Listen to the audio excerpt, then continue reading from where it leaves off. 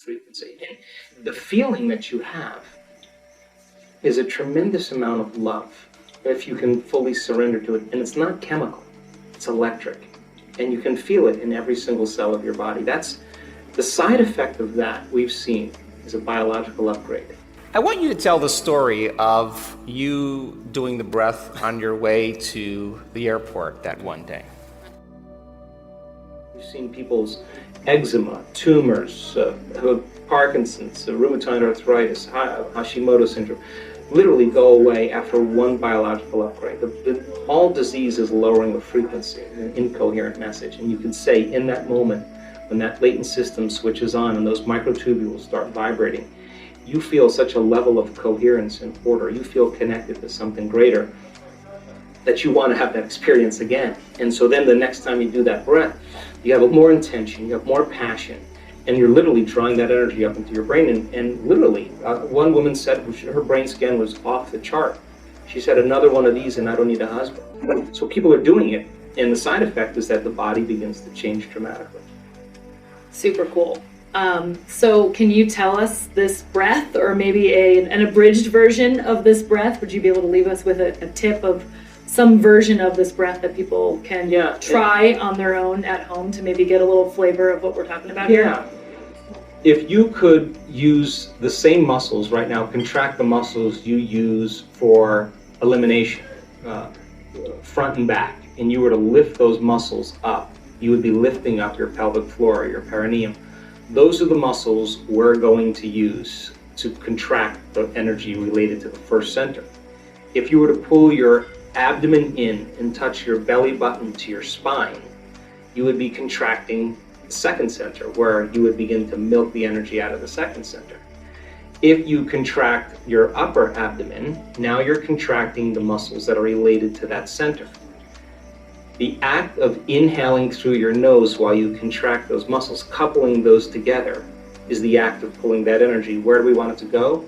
Right to the top of our head. So if you took your finger and you were to place it on the top of your head and work your fingernail in there, and then take your finger away, if you can keep your attention there, where you place your attention is where you place your energy. So that's your target. So the idea then is to close your eyes and to inhale, and at the exact same time that you inhale, to lift those muscles up and in, and with the intention of pulling the mind out of the body and liberating energy, pulling that energy all the way up into your brain. As you inhale, one slow, steady breath, follow it from your perineum, through your lower abdomen, through your upper abdomen, through your chest, through your throat, through the brain, all the way to the top of your head. And when you get to the top of your head, hold your breath, and now squeeze those muscles a little bit more and just pump that fluid up against the back of your brain and hold it. And then you exhale, relax, and feel. Now, in the beginning, when you learn anything, you have to practice it and it's mechanical. But as you keep practicing, it'll become more intuitive and less step by step. It'll become one motion. So the act is inhale at the same time, perineum, lower abdomen, upper abdomen. And as you inhale, you follow that breath all the way up through your chest, through your throat. Keep inhaling through your brain to the top of your head. When you get to the top of your head, drop your shoulders down, straighten your spine, squeeze those muscles a little bit more. Put your attention on the top of your head and just push that fluid a little bit, compressing the crystals of the pineal gland. Hold for a few seconds and then relax and feel it in your brain. Now, I would recommend when you do this to play some music that has no lyrics, but has some drums or has some music that you can interpret as the movement of energy. If the energy strikes your brain, don't be afraid of it. It's just the liberation of energy. Let it happen. Take a moment, keep your eyes closed, and do it again. I would recommend 5 minutes in the beginning and work your way up to 10. Usually people who do it properly have a very significant amount of energy in their brain. We now know that this breath creates more brain coherence. It increases the amount of energy in the brain. It activates the autonomic nervous system. And our brain scans show that it stimulates the pineal gland. And those are all the important things to have a mystical experience. Hey, Cecil, stand up. I want you to talk here. See this guy? Looks like a normal guy, right? Ain't he cute?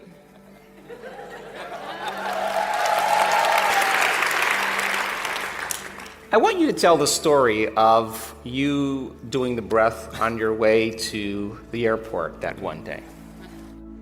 Hello, everybody. He didn't expect this. No. My name is Cecil Buchanan.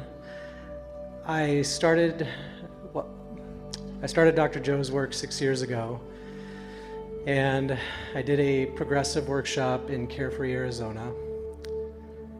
And I had no idea what I was getting into when I got there. I kind of showed up the first night, and I sat next to somebody, and she had all these notes and these, volumes and volumes of notes, and I thought, what the heck? Like, I don't know. I have to go get a notepad or something.